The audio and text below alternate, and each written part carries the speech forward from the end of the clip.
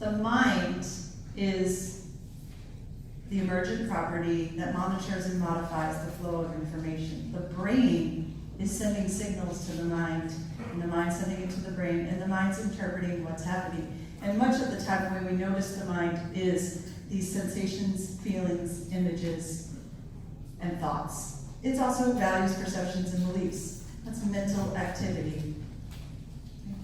What I really want this year for you guys, consider the mental interior landscape of the child.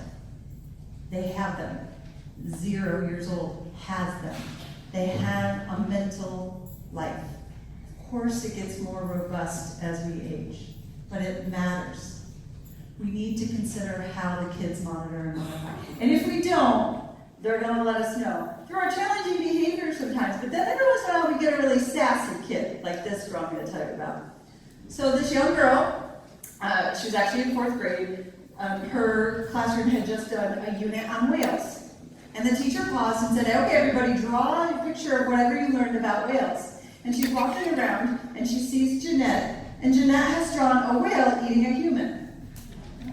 And she says, Jeanette, why did you draw the whale eating the human? And she's like, oh, teacher, in my Bible class, we learned that the whale ate Jonah.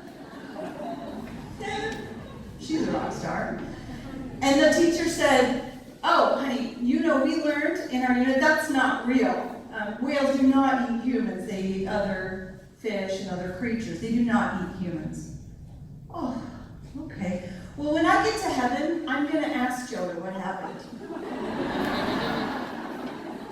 And the teacher, who was kind of over Jeanette, was like, well, what if he didn't go to heaven? And she says, then you can ask him.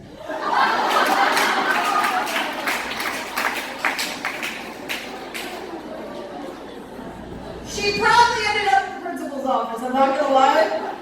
But I don't think she should.